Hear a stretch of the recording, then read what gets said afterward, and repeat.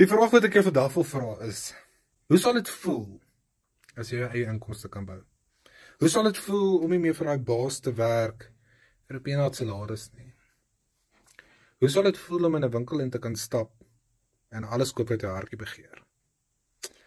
Hoe sal dit voel om in die aande te kan gaan slaap en nie te worry oor môre nie, want jy weet môre is klaar opgelos. Môre is klaar uit plan gesit. Hoekom? Want die finansies is daar. Die meeste van ons Suid-Afrikaners se stres is finansies. Ek was al 10 maande terug, 15 jaar vir 'n corporate company gewerk. En dit was my grootste stres. Was van, hoe gaan ek al my goed kan betaal? Maar ek het 'n oplossing gekry, en hier kom ek vandag se houtdealer, en ek deel dit met julle.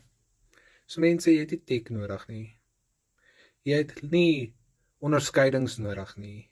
Jy het nie nodig om eers te weet hoe werk 'n rekenaar 100% nie. Al wat jy basically nodig het is free wifi, of altens wifi. Nou nie op ander mense se wifi's gaan sit die mense, stop het. So, en jou selfoon, dis al wat jy nodig het.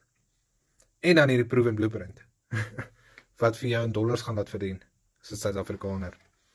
Het gaan daar op die einde van die dag baie makliker maak om in die oggend op te staan en te sê, eerstens, ek werk nie vir daai baas nie. Tweedens, my bank is lekker vol geldjies, geldjie vir 'n melkie, en ek hoef nie meer te stres nie. Mense, sê reg in my comments.